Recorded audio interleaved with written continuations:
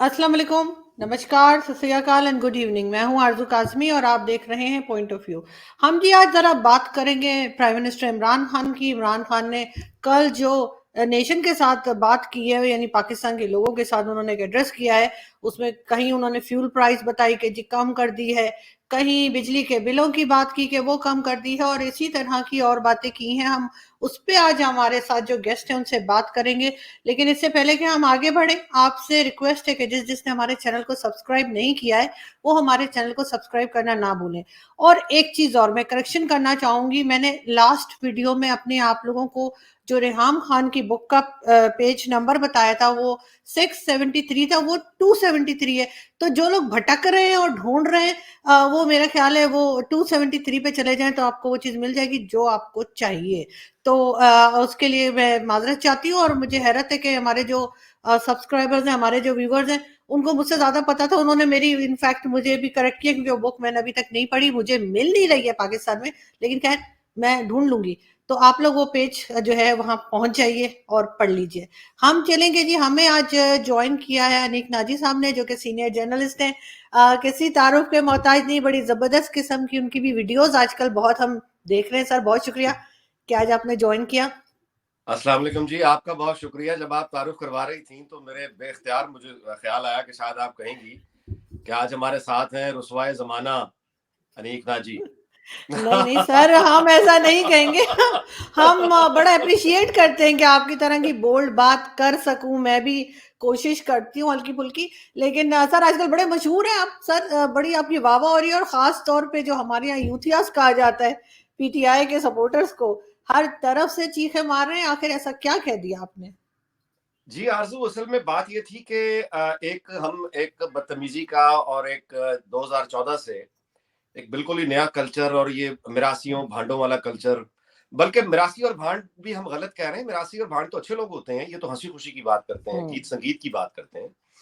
ये तो जेलों में जो बंद क्रिमिनल हैं या हवालात में बंद क्रिमिनल, जुआरी, मतलब है ये ड्रग्स डीलर, और ये मतलब इस तरह के जो कम्युनिटी होती है, क्रिमिनल कम्युनिटी, उनकी जो लैंग्वेज होती है, उस लैंग्वेज इन लोगों ने यूज कर करके, आप जानती हैं, 2014 से, और किसी को इन्होंने नहीं छोड़ा।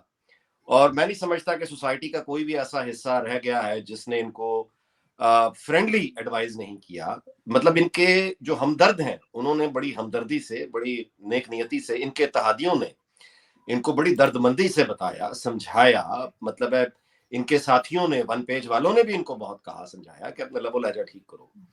तो किसी ना किसी को तो आगे बढ़ना था। और आप वो, मैं अगेन मेरे सारे वीलॉग्स पढ़े हैं, मैंने कोई गाली नहीं निकाली, मैंने कोई ऐसा लफ्ज इस्तेमाल ही सिरे से नहीं किया जिसको आप ये कहें। मैंने सिर्फ नाम जरिए बिगाड़े हैं, शाउट किया है, और थोड़ा सा शीशा दिखाया है कि ये होता है, ये जो आप लोग करते हैं ना। अच्छा आरजू, मजे की बात में, आई एम सॉरी, आप कुछ, मैंने अपनी तकरीर शुरू कर दी, आप नहीं नहीं कुछ नहीं सर, बोलिए। प्लीज प्लीज प्लीज सर, आप बताइए आप क्या कहना चाह रहे थे। और दूसरा सर, इन्होंने कहा था कि मैं तो जी ये जो चौधरी बिरादरान है ये तो डाकू हैं, मैं तो डाकुओं से हाथ नहीं मिलाता। ये तो गले मिल गए जाकर, जी अभी बिल्कुल, तस्वीरें ये आ तो रही पैर हैं। पड़ने वाली बात है ना जी, पैर पड़ने वाली बात है। असल में मैं आपसे गुजारिश करूं कि आरजू जी, ये जो है ना, एक आप कहिए शीशे के घर में बैठकर जब आप दूसरों को मुसलसल यानी जाती किरदार कशी करेंगे, तो फिर आप कितना भी एहतराम में जवाब में, हमारी तो वैसी तो रवायत है कि हम यानी चुप हो जाते हैं। ताकत का वैसे ही अपना एक बड़ा वो होता है, ताकत को देख के भी हम मरूब हो जाते हैं। तो यानी वो खामोशी रही है, बहुत अरसे रही है। लेकिन अगर इनको, मतलब है, इनको ये एहसास या तो नहीं होता, या इनके दिल में चोर था, ये इसलिए बहुत आगे बढ़ के गालियां निकालते थे। तो शीशे के घर में देखिए, शादियां दो तरह से होती हैं जी, सीधी बात है ना। तो आप, मतलब हम एक ही सोसाइटी से हैं, एक ही हमारी जबान है, हम अपनी एक दूसरे की रिवायात से वाकिफ हैं। शादी होने के दो तरीके हैं, या लव मैरिज होती है या अरेंज मैरिज होती है।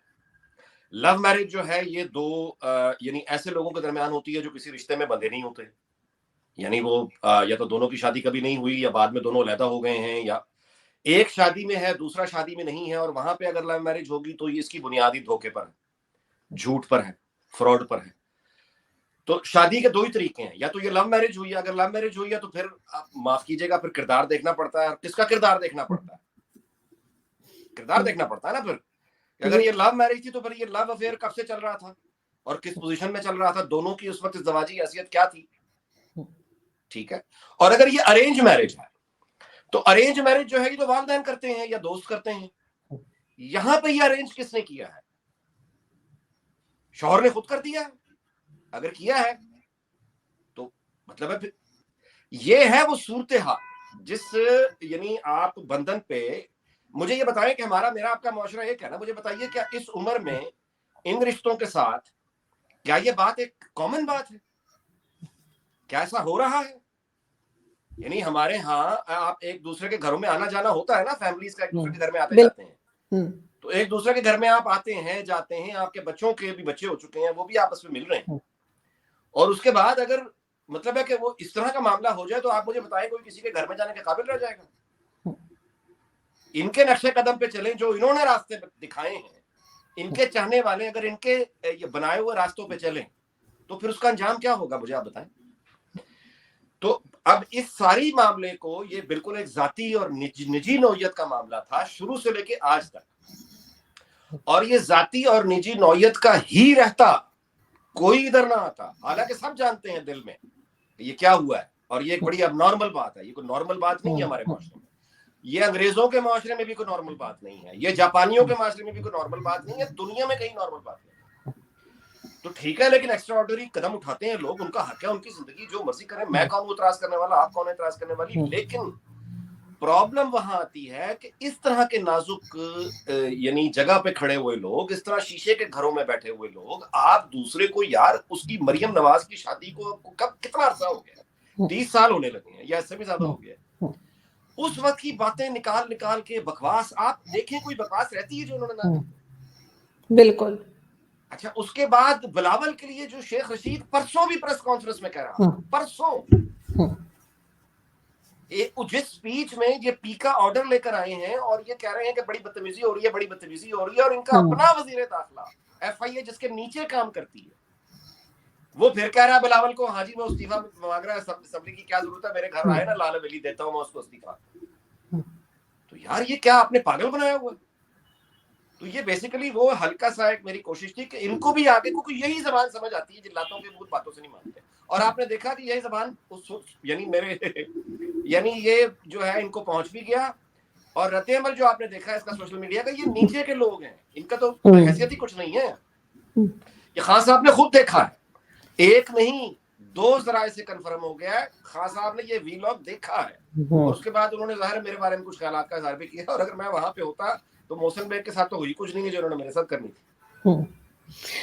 नहीं सर, ये तो इनके जो आप बात कर रहे हैं, इनके जो नीचे जो लोग मौजूद हैं, ये तो वो शाह से ज्यादा शाह के वफादार, ये वो हैं जिनके नाम भी इनको नहीं आते, जिनको ये पूछते भी नहीं है। यानी मैं खुद भुगत चुकी हूँ, मुझे तो लाइव शो में, इंडियन लाइव शो में मेरे ऊपर अटैक किया गया, और बजाय इसके कि उनके सवालों के जवाब देते, वो सब कुछ छोड़ छाड़ के उनको सिर्फ आरजू काजमी नजर आ रही थी। तो यही ये आप तो दुरुस्त कह रही हैं, इस यही किस्म करते के हैं, लोग हैं। हाँ, ये यही करते हैं। आपकी मतलब आरजू ने अगर कोई सवाल किया है और उनके पास जवाब नहीं है, ये गाली गलौज पे उतरेंगे, पहले ये नवाज शरीफ को गाली देंगे, जरदारी को गाली देंगे, और अगर आपने टोकने की कोशिश की तो फिर ये आपके साथ सीधे हो जाएंगे। अजीब लोग हैं। अच्छा, लेकिन इनका इलाज यही है कि इनसे भागा ना जाए, इनको जवाब दिया जाए, तब ये सीधे रहते हैं, तब इनको हाँ पता जी, लगता क्या है कि करें, ये तो मतलब है लातों के भूत हमें बातों से जड़ नहीं दी। मानते। अब दूसरा हमारा एक और शख्सियत है, वो क्या उसके कहते हैं, औरिया मकबूल जान, वो भी आप देख रही हैं कि वो एक आदमी है, हजियान बके चला जा रहा है, बके चला जा रहा है, बके चला जा रहा है, और सब डर के खामोश है, कोई उसका नाम नहीं ले रहा, कोई आगे जाके बात नहीं कर रहा। वो भाई वो कहता है कि कुरान मजीद में प्यूतन का जिक्र है, कभी वो कोई हदीस निकाल के ले आ जाता है कि फलाना जनरल साहब की एक्सटेंशन है। ये बातें यानी, और फिर ये देखें आरजू, ये यानी देखिए, ये इन बातों से ना आपको कोई फर्क पड़ता है, ना मुझे पड़ता है, ना किसी और को पड़ता है। मतलब है जो हमारे आप कहिए कि यानी जो भी आदमी आप यूं कहिए कम से कम कॉलेज ग्रेजुएट कर गया तो उसके बाद वो थोड़ा सा एक एनालिटिकल माइंड उसका हो जाता है, वो तो चलो ठीक है, कुछ लोगों को जमाना सिखा देता है, वो भी ठीक है। लेकिन बहुत से लोग ऐसे हैं हमारे सोसाइटी में जो औरिया जैसे जो लोग हैं, इनकी बातों को सीरियस लेते हैं, उस पर यकीन करते हैं, और चूंकि ईमान का मामला, ऐसे लोग चूंकि अल्लाह और उसके रसूल को सामने रख के उसको बेचते हैं, अच्छा वो लोग जाके अपनी जान पे खेल जाते हैं, किसी को मार देते हैं या किसी, यानी ये कैफियत हो जाती है। आपने देखा श्रीलंकन के साथ क्या हुआ, वो सियालकोट में जो श्रीलंकन के साथ हुआ है, वो लोग जिन्होंने ये सब किया है, उन लोगों को ये शऊर सिखाने वाला कोई उस्ताद है ना। बिल्कुल। वो अपनी उनकी माओ ने नहीं सिखाया उनको कि बाहर जाके लोगों को जिंदा जला दो, ये माएँ नहीं सिखाया करती। अभी आप जानते होंगे, एक हमारे यहाँ बड़े मतलब एक बेकार से एंकर हैं, उनका भी नाम हमारे प्राइम मिनिस्टर जैसा ही है, तो उनकी बात ट्वीट देख रही थी आज, उन्होंने लिख के लगाया कि जी नवाज शरीफ साहब ने, नजम सेठी साहब ने जब उनके बारे में कोई बात की या लिखा तो उनको बंद करवा के कोई डंडे शंडे पड़वाए थे जिससे कि वो सही हो गया। तो उनका ख्याल है कि जो बात कर रहा है उसके साथ अब यही करना होगा। तो इनको ये नहीं पता कि ये म्यूजिकल चेयर है, कल को ये चेयर जब घूमेगी तो यही डंडे इनको पड़ रहे होंगे, अब ये जो दूसरों को सिखा रहे हैं। आरजू जी, इसमें जो काबिल गौर बात है वो ये है कि ये 3 साल जो शुरू की इनको जो राइड मिली है ना, इसमें इससे ज्यादा तो मैं समझता नहीं हूं कि किसी के साथ, किसी प्राइम मिनिस्टर के साथ, यानी इतनी अंडरस्टैंडिंग के साथ रियासत के सारे इदारे सपोर्ट करने के लिए खड़े हुए।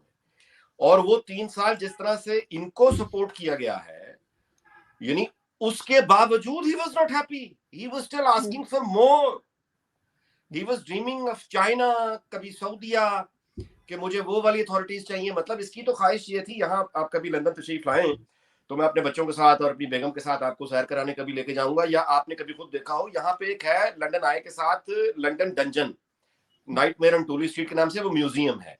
उस म्यूजियम में बेसिकली वो ये दिखाते हैं कि जो मेडिवल दौर में, आज से तो 200 साल 300 साल, बादशाह सजाएं कैसे, अकूबत खाने, टॉर्चर करने के तरीके। तो उसमें वो टॉर्चर करने वाली चेयर्स और वो नाखून खींचने वाले औजार, दांत खींचने वाले औजार, आंखें, ये आदमी इमरान खान और उसके जो फाशिस्ट लोग हैं, इनका बस चले तो ये वो उस तरह का म्यूजियम बनवाएं हर मोहल्ले में, और जो इनके खिलाफ बात करे ये उसको ले जाके वहां टांगे, और ये यानी कॉन्स्टिट्यूशन एवेन्यू पे ये लोगों को फांसियां दें, जो इनके खिलाफ बात करे उसको फांसी दे। ये तो इस तरह की इनकी सोच के लोग हैं। ये जो, यानी मैं आपसे गुजारिश करूं कि ये जो पढ़े लिखे मुनाफिक होते हैं ना, एक तो तालिबान है, तालिबान उस तरह से, क्योंकि तालिबान तो एक खास एनवायरनमेंट है, वो एक मदरसे में गए, सही गलत ये बहस बात की है, लेकिन वो उस माहौल में अगर आप तालिबान जिसमें प्रमाण चढ़ता है, उस माहौल में आप किसी भी जापान के बच्चे को भी वहां ले जाएं और 20 साल 18 साल वहां रखें तो वो भी वही बनेगा ना। लेकिन ये जिन पे एक ये जो झूठ बोलते हैं कि उन्होंने ऑक्सफोर्ड से कुछ सीखा है, कैम्ब्रिज से कुछ सीखा है, मगरब से सीखा है, कहता है कि इंग्लैंड से ज्यादा मुझे कुछ जानता नहीं, इससे ज्यादा झूठ कोई हो सकता है, मुझे बताएं। ना तो इसको पाकिस्तान का इस शख्स को कुछ पता है, ना इसे इंग्लैंड का कुछ पता है। और मजे की बात सर, ये कहता है कि मैं जाके बोरिस जॉनसन से कहूंगा कि मुझे वो नवाज शरीफ का हाथ पकड़ा दे, मैं ले आऊंगा, ये इंग्लैंड का पता है उसको।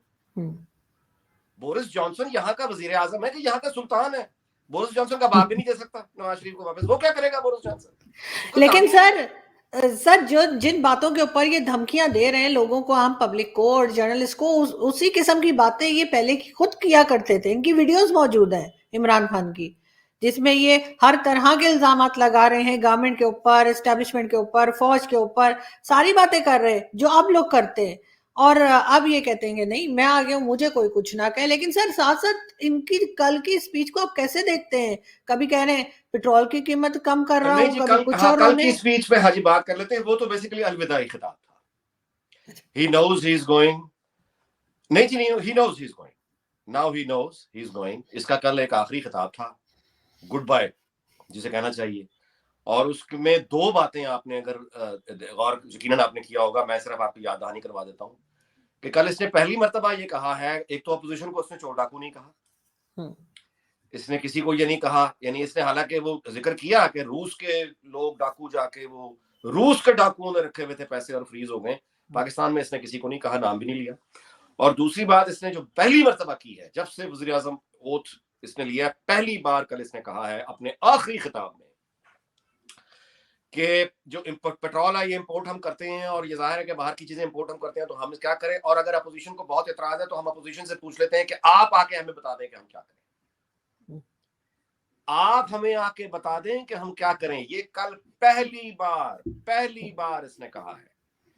ये होता है कि जब आदमी को ये जान ले ना कि बस अब खुदाफिज हो गया, क्योंकि मुझे अब इलेक्शन कैंपेन में जाना है, मुझे अब अपनी सफाइयां देनी है, मुझे इन लोगों से काम पड़े हैं, तो अब ये माफी तलाफी है कि मैं तो अपने, देखना जी 3.5 साल तो मैं गुजार गया, लेकिन जब वो चीजें ठीक होने लगी थी तो मैंने बुलाया था, मैंने तो कहा था कि मेरे साथ आके काम कर लो, मैंने तो कौन से खिताब में भी कहा था कि आओ मेरे साथ बैठे काम कर लो, यही मेरे पास नहीं आए तो मैं क्या करता।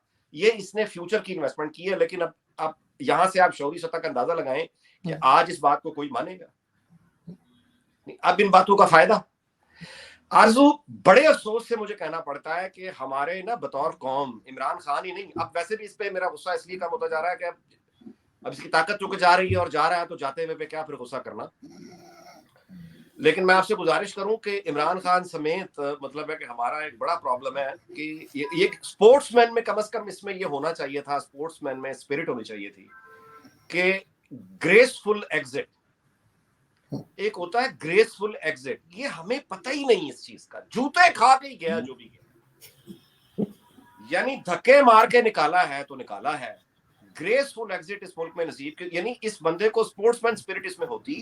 अब ये जानता है कि इस दुनिया की कोई ताकत नहीं बचा सकती, his history.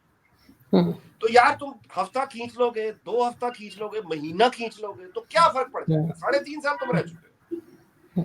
Call the election, तोड़ो असम्बलियां, बाहर आके फ्रंट पे कहो अच्छा मेरी कौम मुझसे तंग है, I tried my best but I failed, I tried my best, okay I failed, मैं नहीं उस तरह से कर सका, so I have the guts to say goodbye, see you after 5 years।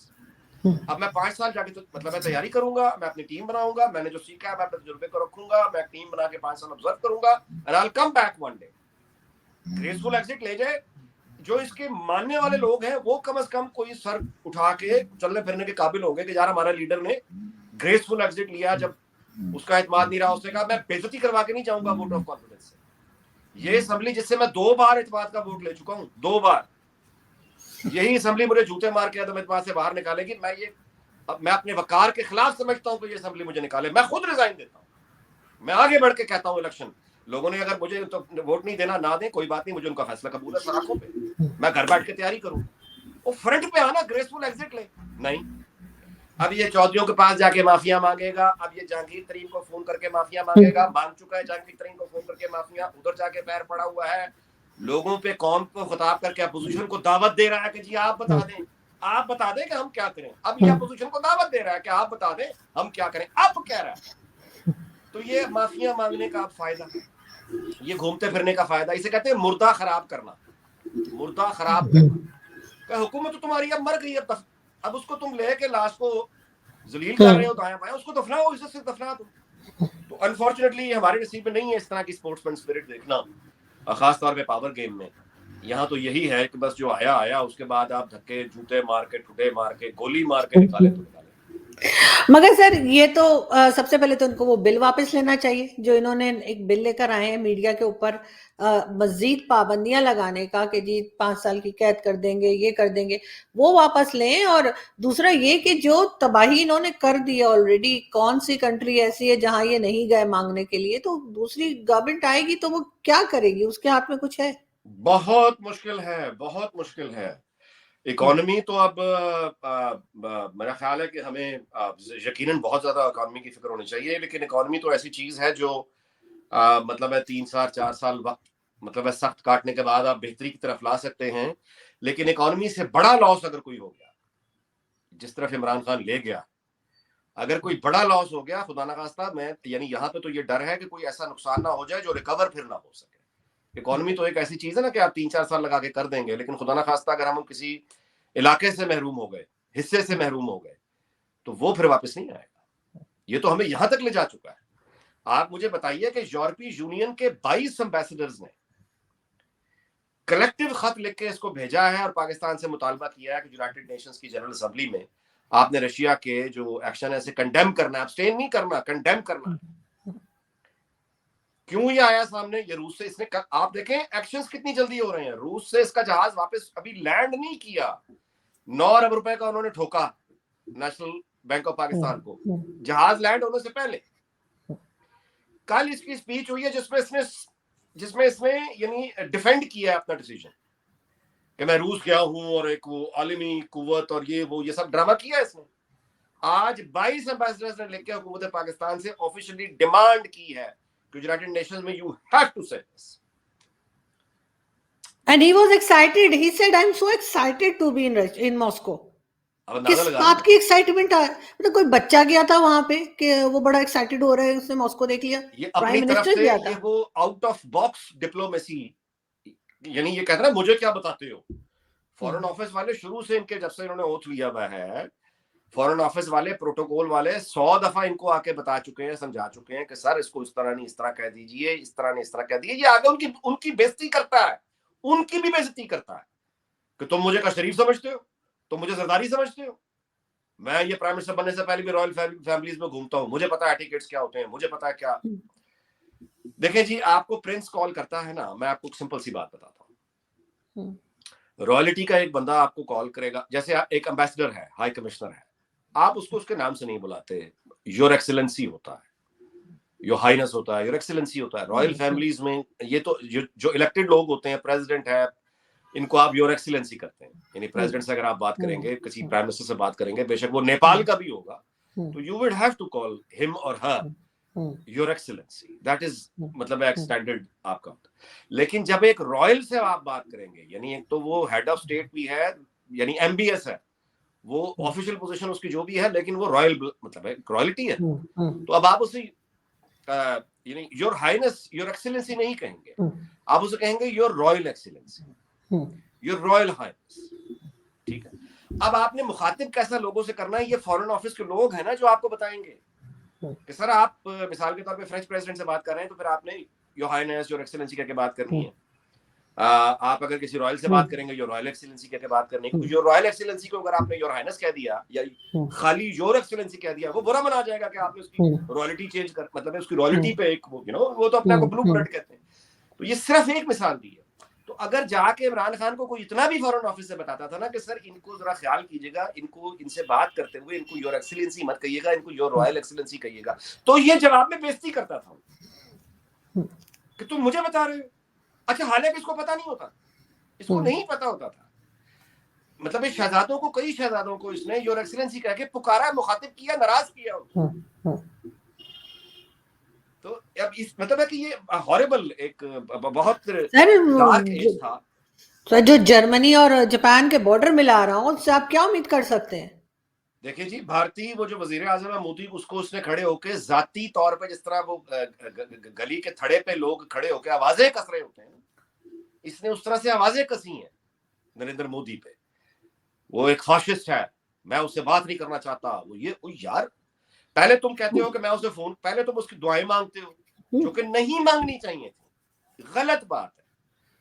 Public करते हो, जब वो आके तुम्हारा फोन नहीं सुनता, पहले तुम उसे ट्राई करते हो, बाद में इसे भी पब्लिक कर देते हो। अच्छा, और एक और चीज सर, सॉरी आपकी बात काटी, एक और चीज यहाँ पे मैं कहना चाहूंगी। शाह महमूद कुरैशी साहब की स्टेटमेंट आपकी बात से मुझे याद आई कि वो कह रहे कि जी नरेंद्र मोदी जी ये ना समझे कि अब यहाँ पाकिस्तान आएंगे तो साड़ियां मिलेंगी, वो लोग चले गए। मैंने कहा वो तो बड़ा अच्छा एक तरीका था कि नवाज शरीफ साहब ने साड़ी गिफ्ट की थी, और बहुत अच्छा है। अगर दोनों कंट्रीज में टेंशन कम हो तो अच्छी बात है। ये खसियानी बिल्ली खंबा नोचे। 27 फरवरी को जिस मुल्क का वजीर आजम ये ऑफर कर रहा है कि मैं पाकिस्तान नहीं, मैं डायलॉग पर यकीन रखता हूं, मैं दोस्ती पर यकीन रखता हूं, भारत को चाहिए कि मुझसे बात कर ले। ये नहीं कि पाकिस्तान दोस्ती पर यकीन रखता है, पाकिस्तान अमन पर यकीन रखता है, पाकिस्तान हमसायों से अच्छे ताल्लुकात चाहता है, नहीं, मैं ये चाहता हूं, ठीक है। और यानी मेरे होते हुए फायदा उठा लो, भारत को मेरे से जानता कोई नहीं है, भारत को यानी कह रहा है कि मेरे होते हुए फायदा उठा लो, बाद में ये चांस नहीं मिलेगा। यार वो तो मुंह नहीं लगा रहे। उसके बाद तुम कह रहे हो, रो रहे हो, ये टीम का लीडर ये कह रहा है, और उसी का वजीर खारजा जो आप बता रही हैं, तो वो ये कह रहा है कि अब नहीं है साड़ियों वाले, और यार वो तुम पे थूकने को तैयार नहीं, तुम उस पे तंज कर रहे हो अपने लोगों को खुश करने के लिए। और यही नरेंद्र मोदी जिस वक्त चलता है, आपके गालिबन ताशकंद से ही आ रहे थे, ताशकंद और अब काबुल, और फिर उसके बाद लाहौर आता है, हमारी इज्जत करता है। और आपसे गुजारिश करूं कि नरेंद्र मोदी का अपना इंटरव्यू आपने देख रखा होगा यूट्यूब पर, जिस पर उसने एक्सप्लेन किया कि मैं जब लाहौर गया था तो मुझे मेरे प्रोटोकॉल वालों ने कहा कि इनके हेलीकॉप्टर पे मत बैठो। वो कहता है कि जब मैं आ रहा था तो हमने इस्लामाबाद रुकना था, तो पता चला कि उनकी तो वो लाहौर में है, हमें ये जवाब मिला। तो मैंने कहा कि लाहौर चलते हैं, आओ लाहौर चलते हैं, कोई बात नहीं, मियां साहब को मिलकर जाएंगे। तो फिर हमने कहा कि हमारे लाहौर, तो वो कहता है इस्लामाबाद की वजह हम लाहौर चले गए। लाहौर उतरे तो वहां पे पाकिस्तान वालों ने हमें कहा कि एयरपोर्ट से रायबंड ले जाने के लिए वो आपके लिए सेफ नहीं होगा, तो हमने हेलीकॉप्टर का इंतजाम किया। तो मेरे प्रोटोकॉल वालों ने, ये मोदी कह रहा है कि मेरे प्रोटोकॉल वालों ने मुझे बताया कि वो मुझे कह रहे हैं कि उनके हेलीकॉप्टर में तो ये तो मतलब डिप्लोमेटिक नॉर्म्स के खिलाफ है, ये प्रैक्टिस के खिलाफ है क्योंकि इंडिया का प्राइम मिनिस्टर जिस दूसरे हेलीकॉप्टर में बैठेगा उसकी क्लियरेंस इंडियन को यानी वो प्रोफेशनल्स देंगे ना, इंटेलिजेंस उनके टेक्निकल एक्सपर्ट्स होंगे जो उस हेलीकॉप्टर को एग्जामिन करेंगे कि ये इसकी इंजन ठीक है, इसमें बम तो नहीं लगा हुआ, इसमें कोई प्रॉब्लम, दुश्मन मुल्क का हेलीकॉप्टर है। तो उन्होंने मोदी को मना किया कि आप ये खतरा मत लें। आप एक तो ये कि आप बगैर बताए इस तरह सरप्राइज देने जा रहे हैं, वो कहते हैं इस्लामाबाद ना आए तो आप लाहौर जा रहे हैं, वो कह रहे हैं कि लाहौर से रायवंड हेलीकॉप्टर बनेगा तो आप मत जाएं। मोदी कहता है मैं जाऊंगा, मैंने कहता मैंने प्रोटोकॉल वालों को पीछे कर दिया, मैंने कहा जाऊंगा यार, देखें क्या होता है, देखो क्या होता है। लाहौर गया, लाहौर आके पाकिस्तान के हेलीकॉप्टर में बैठ के रायवंड गया। यार इतनी उसने आपको इज्जत दी अपने प्रोटोकॉल वालों के खिलाफ, उनकी एडवाइस के खिलाफ, अपनी उसकी पार्टी का सारा एंटी पाकिस्तान मंत्रा, उसका जो पूरा एंटी पाकिस्तान है, उन सबको चैलेंज करके वो आके खड़ा हो गया। ये गैर मामूली लोग होते हैं इस तरह के लोग, ये हर किसी के पास। लेकिन इसमें मियां साहब का भी कमाल था कि मियां साहब ने उस वक्त इतना बड़ा स्टेप लिया कि मियां उनको साहब इनवाइट देखिए जी, किया और मियां वो साहब आए। के यकीनन मियां साहब का एक हौसला था कि मियां साहब ने फिर जाहिर है कहा कि आप घर तशरीफ लाइए। मियां साहब ने फिर एक रवायती लाहौर की मेजबानी और फिर शरीफ खानदान की अपनी मेजबानी, और वो आए और उसके बाद बहुत हैप्पी वापस गए। नतीजा क्या हुआ? पठानकोट। तो बात यह है कि अगर नहीं इंडिया से करना, वो नवाज शरीफ तो मोदी का यार था, पहले वाजपेयी का यार, फिर मोदी का यार, ठीक हो गया। तो उसके बाद जिस ये दिलरुबा को लेकर आए हैं, मोहब्बे वतन दिलरुबा, ये दिलरुबा 3.5 साल से चीखें सिसकियां मार मार के क्यों उसको कह रही है, मोदी को आवाजें दे रही है, दुखी गाने गा रही है इंडिया की तरफ देख के। सर ये तो कर ही रहे, लेकिन साथ साथ रशिया के साथ अगर हम यूक्रेन का देखें तो वहां हमारे स्टूडेंट्स रो रहे हैं, पीट रहे हैं। इंडिया वाले तो अपने स्टूडेंट्स ले गए, उनकी बेशुमार वीडियोस मैंने खुद देखी हैं कि जहां पे वो बसों में भर के अपने स्टूडेंट्स को हिफाजत से पहुंचा रहे हैं इंडिया के लोग। लेकिन हमारे स्टूडेंट्स की वीडियोस आ रही है, वो कह रहे हैं कि जी हमारी एम्बेसी जवाब ही कोई नहीं दे रही। वो ठीक जवाब नहीं दे रही, उसकी वजह यह है कि पैसा ही नहीं है। मदद क्या करे, पैसा ही नहीं है, बजट ही नहीं है। इंडिया इसलिए लेके गया कि उनकी इकोनॉमी है, अफोर्ड करते हैं। यही तो हमें, मुझे और आपको मिलकर सोचना है कि ये जो हमारी अशराफिया की ये जो जाली, ये जो है ना, ये अकड़ी हुई गर्दनें, हम ये तो हम वो पैसा पल्ले है कुछ नहीं। मतलब स्टूडेंट्स को निकालने के लिए भी इनके पास लड़ाई नहीं है। आपने दुनिया के हर मुल्क से करनी है, खुद मुख्तारी, सलामती, मतलब एक नाम लेकर। ये तो खैर बैडली मैनेज था, देखिए इनको तो खैर निकालना, कोई इतना फंड्स ट्रांसफर कर देते जो इन्होंने नहीं किए। लेकिन एक्चुअल हालत ये है कि हमारी एम्बेसियों और हाई कमीशन के पास वो फंड नहीं होते इतने। तो जब नहीं है पैसे, दूसरों से मांगने हैं, तो भाई हकीकत की दुनिया में आके देखना शुरू कर दो ना। आरजू, मैं आपसे गुजारिश करता हूं, बड़े दर्दमंदी से मैं ये बात कर रहा हूं, बहुत दुख से कर रहा हूं, क्योंकि मेरी मुसीबत है, मेरी कौम है ना, मैं क्या करूं? आदमी अपनी वल्दियत नहीं बदल सकता, कौम नहीं बदल सकता, यानी क्या करें? तो हमारी जो कौम है, मेरे आपके लोग हैं, ये हम ना मेजॉरिटी में, और ये मैं बात नहीं कर रहा कोई एक पार्टी की, ये आप जनरल आपको, हम एक अल्टरनेटिव रियलिटी क्रिएट कर लेते हैं बहैसियत कौम। हम एक वर्चुअल रियलिटी जैसे होती है ना, हम एक अल्टरनेटिव वर्ल्ड में रहते हैं। यानी उस अल्टरनेटिव रियलिटी में साल साल रहते हुए लोग हमारे अब वो नॉर्मल नहीं रह गए। वो अल्टरनेटिव रियलिटी क्या है? वो अल्टरनेटिव रियलिटी ये है कि दुनिया का हर यहूदी, हर ईसाई, हर हिंदू वो पाकिस्तान का और मुसलमान का दुश्मन है। दुनिया में हर मुसलमान सिर्फ पाकिस्तान में पाया जाता है। दुनिया का हर मुल्क पाकिस्तान का दुश्मन है, लेकिन पाकिस्तान इस्लाम का किला है। और फाइनली यहां से वो फौजें उठेंगी जिन्होंने दुनिया को तस्खीर कर लेना। ये है वो अल्टरनेटिव रियलिटी। यानी देखना, उस अल्टरनेटिव रियलिटी के ऊपर एक जो उन्वान लिखा हुआ है वो ये है कि ये मुल्क 27 रमजान को बना था, लिहाजा टूट नहीं सकता।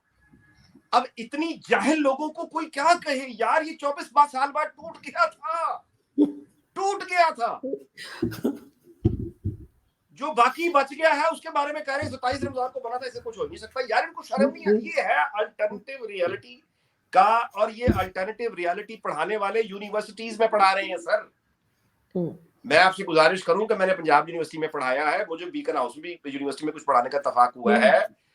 मैं हैरान हो गया, इतना फासला है दोनों यूनिवर्सिटी। बीकन हाउस यूनिवर्सिटी भी वैसे फारिग है, मतलब अल्लाह माफ करे, वहां भी कोई आप, लेकिन चलो कुछ ना होने से बेहतर है। पंजाब यूनिवर्सिटी तो बिल्कुल आप सोच नहीं सकती।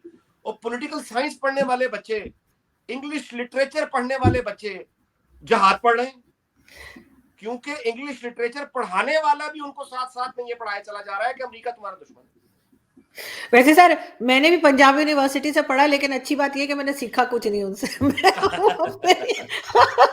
अपनी गाड़ी चलती है, तो वो शुक्र है मैं बच गई हूँ। लेकिन फिर भी हर एजुकेशन का तो बिल्कुल बुरा हाल है यहाँ पे। मतलब आप पढ़ा भी चुके हैं यहाँ पे, आप अच्छे से जानते होंगे कि अब यहाँ इन्होंने ये कर दिया है कि जी आपको मतलब कुरान पढ़ के बताना है, तर्जुमे के साथ बताना है, डिग्री नहीं मिलेगी। इस तरह की चीजें यहाँ पे करते जा रहे हैं, और ये अजीब ही नमूना इस्लामिक कंट्री बना दी है। इसको तो मेरे ख्याल है वो चाइना के पीछे क्योंकि बहुत लगे रहते हैं, तो चाइना कहते हैं ना जी, पीपल रिपब्लिक ऑफ चाइना, तो वही कर देना चाहिए, तभी कुछ इंसान के बच्चे बनेंगे ये।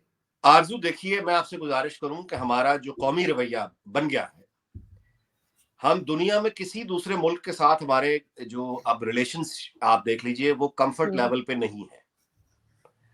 उसकी वजह यह है कि हमारा जो एक एवरेज हमारा यानी माइंड है, हमारा जो एक माइंड है वो ना जापान में कभी सुखी रह सकता है, ना चीन में सुखी रह सकता है, ना सऊदीया में सुखी रह सकता है, ना यूरोप में रहने के काबिल है, ना मिस्र में रहने के काबिल है, ना अमेरिका रहने के काबिल है। रोता रहेगा सारी जिंदगी, यानी वो यहाँ पे रहता हुआ। और यही वजह है कि आप इंग्लैंड समेत पूरे यूरोप में देखती हैं हमारी कम्युनिटी के लोग ये सिर्फ आपस में मिलते जुलते हैं। इनका कोई गोरा दोस्त नहीं होता, इनका कोई लोकल जो होस्ट की सोसाइटी में इनके दोस्त नहीं होते, इनके ताल्लुकात नहीं होते, क्योंकि ये इस काबिल नहीं रह गए कि इनसे कोई मिले। मैं इनकी बात नहीं कर रहा, मैं अपनी बात कर रहा हूं, मैं इनमें शामिल हूं। हम इस काबिल नहीं रह गए कि हम नॉर्मल लोगों से यानी हमसे कोई ताल्लुक दोस्ती करना पसंद करें। यानी हमारी अप्रोच इतनी नेगेटिव हो चुकी है, हमारी अप्रोच इतनी यानी वो हो गई है, कहना चाहिए कि उसके अंदर ट्रस्ट डेफिसिट आ गया है कि हम किसी बात को फेस वैल्यू पर लेने की तैयार ही नहीं होते। यानी ये कि एक आदमी मिसाल के तौर पे आपसे रास्ता पूछे, पानी कोई बात भी कहेगा, तो हमारा माइंड ये नहीं, उसकी बात हम नहीं सुनेंगे, हम फौरन सोचने लग जाएंगे हो ये क्या क्यों रहा है, इसका मतलब क्या है, ये मुझसे हासिल क्या करना चाहता है, ये मुझे नुकसान क्या पहुंचाना चाहता है, ये दुश्मन है मेरा, यू नो। तो इतने स्केरी माइंड के साथ, इतने खौफजदा आदमी के साथ कोई क्या बिजनेस करेगा। आप ऑन दी अदर हैंड बाकी कम्युनिटीज को देखें, मतलब मिसाल के तौर पे इटालियन यहाँ रहते हैं, बहुत बहुत बड़ी तादाद में रहते हैं, और Italian food is much more popular by the way than the English food, right, everywhere by the way. तो अब इटली और इंग्लैंड का फुटबॉल का मैच होता है, इनका जो फुटबॉल के मैचेस है वो इनके लिए वही पैशन है जैसा हमारे यहाँ क्रिकेट में होता है। यानी पाकिस्तान इंडिया क्रिकेट मैच आप अंदाजा लगा ले, जो इटली और इंग्लैंड का या इंग्लैंड और फ्रांस का फुटबॉल मैच, ये इनके लिए बड़ा नेशनल प्राइड होता है, प्रॉब्लम होता है इनके लिए।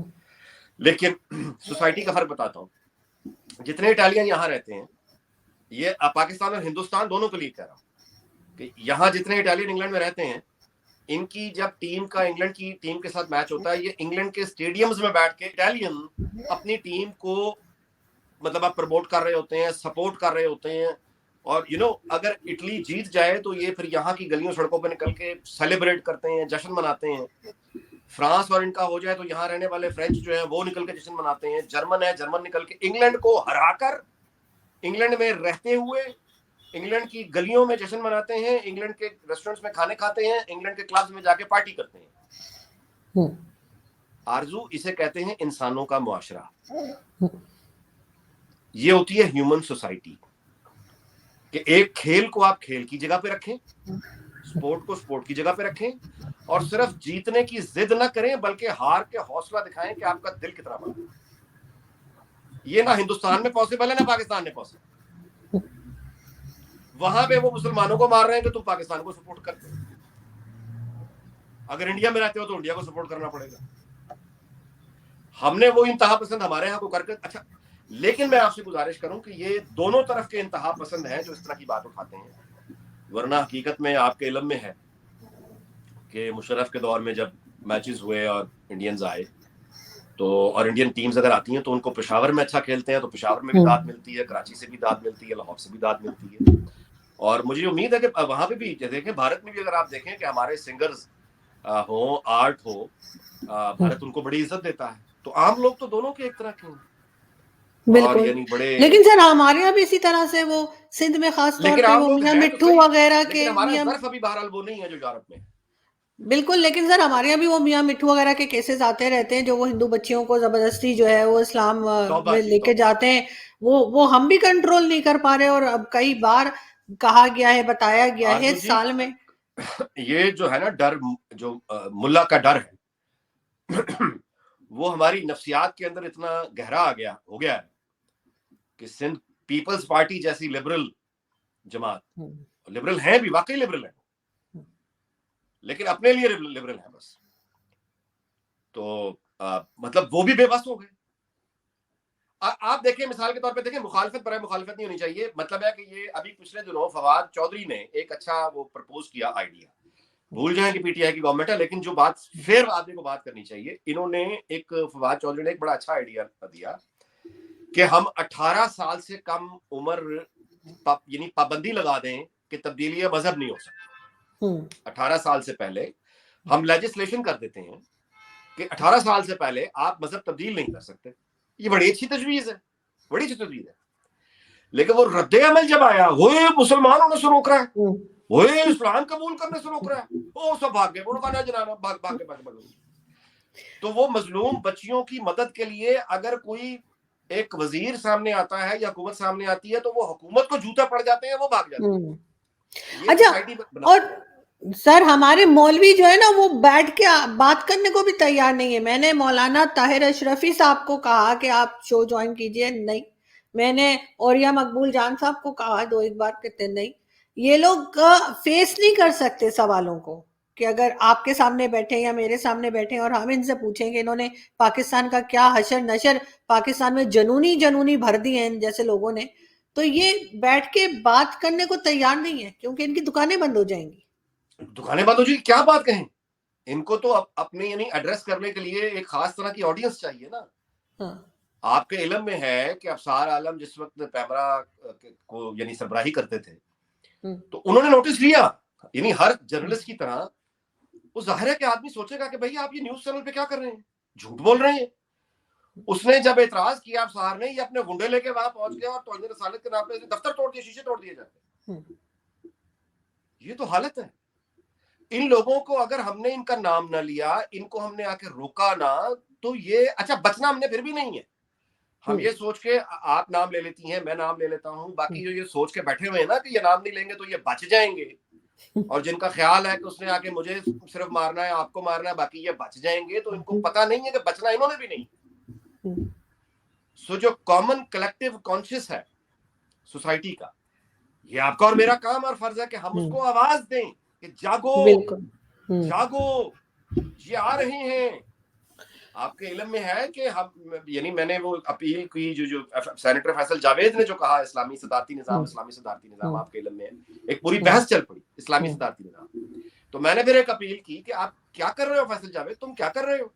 हम्म, इस्लामी सदारती, ये तो तालिबान कह रहे हैं, ये तो तहरीक तालिबान पाकिस्तान कह रहा है कि ये पार्लियामानी निज़ाम, ये तुम्हारा जो है ये गैर इस्लामी है, तुम्हारा आइन गैर इस्लामी है। ये तो तालिबान कह रहे हैं जो हमले कर रहे हैं पाकिस्तान पे, तुम उनकी जबान बोल रहे हो। तय कर लो कि तुम सेनेट के मेंबर हो या तालिबान की मजलिस शूरा के मेंबर हो, एक तरफ खड़े हो जाओ। हम्म, रहना पाकिस्तान में है, उनका अगर तुम मुतालबा यही औरिया के लिए और बाकी लोगों के लिए हम्म, कि या तो फिर जाएं मुनाफकत छोड़ें, छोड़ दें मुनाफकत, हम्म। बंदूक उठाएं और तालिबान के साथ खड़े हो जाए, जाके लड़े फिर। और रहना इधर है और आवाजें अरे, उनको देनी है। औरिया ने कालम लिखा था काबुल टेक ओवर के बाद, इसने कालम हम्म, लिखा जो एक्सप्रेस ने छापा, हम्म, छापा, जिसमें उसने दावत दी कि आ जाओ और ये तुम्हारा इंतजार हो रहा है, हम यहां से खड़े होंगे, आ जाओ और कब्जा करो इस पे पाकिस्तान पे। यार इस तरह की बातें होती हैं कि कमाल हो गया। कोई कहता है, मतलब मैंने आपको अभी इंग्लैंड की मिसाल दी, कितने फराख दिल हम्म, लोग हैं, मिसाल दी ना। लेकिन अगर यहां खड़ा होकर कोई ये कहना शुरू कर दे, रशियंस को दावत देना शुरू करते कि आ जाओ टेक ओवर कर लो, ये सवाल ही पैदा नहीं होता कि ये नहीं, बर्दाश्त कर। मैं तो सर नाम लेती हूँ, चाहे ये मौलाना हो, मौलवी जी माफिया जी, हो, मैं चाहे आपसे वो गुजारिश कर रहा हूँ, चाहे माशाल्लाह जी चाहे जी जी। चाहे भाई लोग हो। मैं आपको बताऊं, वैसे मैंने किसी से जिक्र नहीं, 2 दिन पहले मेरे घर में किसी ने घुसने की कोशिश की। अच्छा, मेरे घर में कैमरास लगे हुए, मजे की बात ये कि ठीक उसी 1 घंटे की रिकॉर्डिंग नहीं है उसमें। और हाँ मुझे वो कंपनी वाले ये कह रहे हैं कि जी कुछ टेक्निकल फॉल्ट था। मैंने कहा ठीक इस वक्त की रिकॉर्डिंग नहीं है जब वो आदमी घुसने की कोशिश कर रहा था और मैंने उसके मुंह पे दरवाजा बंद किया है, उस वक्त आपके पास रिकॉर्डिंग नहीं है और ये कहानी चल रही है यहाँ पे तो। और लेकिन ये कि फिर भी खैर हम लोग बात करते रहेंगे और आपके साथ भी इंशाल्लाह राब्ता रहेगा। आप भी अपना बहुत ख्याल रखिएगा। और हमें आजकल तो उम्मीद आपको करनी चाहिए आरजू, पॉजिटिव नोट पे खत्म कर, हमें उम्मीद करनी हम्म, चाहिए कि इंशाल्लाह ताला लोग हमें उम्मीद करनी चाहिए कि अब ये dark night is over now. Election आएंगे, अवामी हुकूमत आएगी, इंशाल्लाह ताला को खुशहाली आएगी और हमारी जिंदगी में ये सब कुछ ठीक तो बिल्कुल नहीं हो सकता, लेकिन ये है कि कोई ये लंबा प्रोजेक्ट है 50-100 साल, लेकिन ये है कि हमारे पास जितना भी वक्त है हम अपना काम कम से कम करके जाए। बिल्कुल सर, आप ठीक कह रहे हैं। बेशक हमारी जिंदगी में ना हो, हमारे बात सही, लेकिन कहीं ना कहीं जाके पाकिस्तान जो है वो संभले और एजुकेशन में आगे बढ़े और हमारे यहाँ भी बड़ी बड़ी कंपनीज आके अपने ऑफिसेस खोलें, चाहे वो फेसबुक हो, ट्विटर हो, गूगल हो, जैसे यूट्यूबर सभी लोग बात करते हैं इस बारे में कि इंडिया में बहुत सारे ऑफिसेज हैं। तो हम अगर कंपटीशन करना ही है तो हम बांग्लादेश से इसमें करें, एजुकेशन में करें, इकोनॉमी में करें। इसी तरह से भारत में भी बेशुमार अच्छी चीजें उन्होंने की हैं, उसमें उनके साथ मुकाबला करें तो ही बेहतर होगा। बहुत शुक्रिया सर कि आज आपने ज्वाइन आपका किया। शुक्रिया, थैंक यू, बड़ी मेहरबानी। अस्सलाम वालेकुम। Thank you.